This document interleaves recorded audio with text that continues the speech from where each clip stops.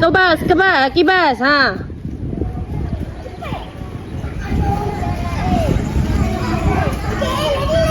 Okay, go.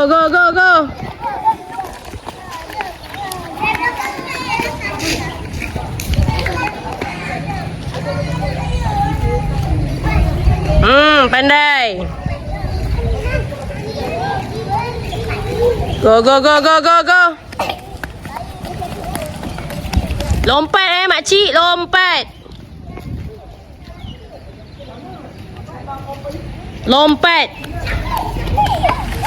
Pandai Suraya.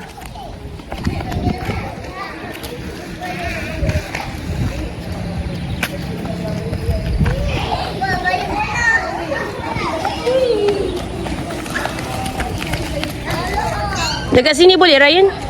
Sini ah. Ambil satu. Kat sini. Cari yang mana tempat kosong lagi tu. Ada kosong lagi.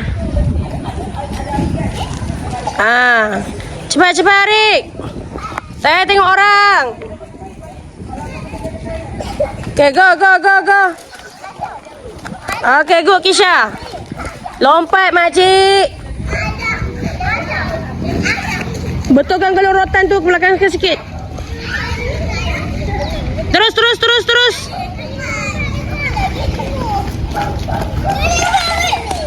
Terus cepat weh. Yes.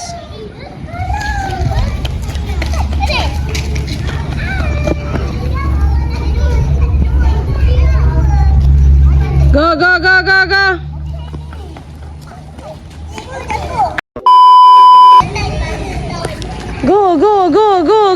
Go Adam. Okay, go. Jeng. Lepas tu nanti Adam ambil satu lagi. Cepat Dam, laju Dam. Cepat Dam, ambil satu lagi Dam. Okay, ambil satu lagi. Cepat Dam. Yes. Wow. Dah Nan. Dah wes dah. Kita tengok. Ini kumpulan hijau punya.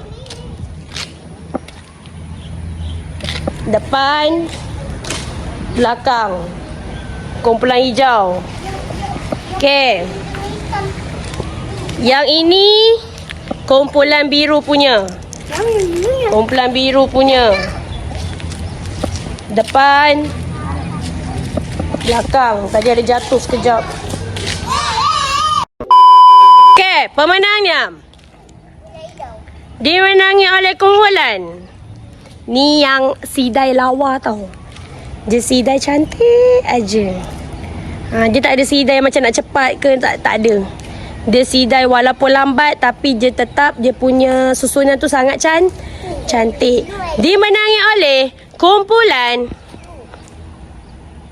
biru. Tahniah biru. Okey, sekejap. Apa?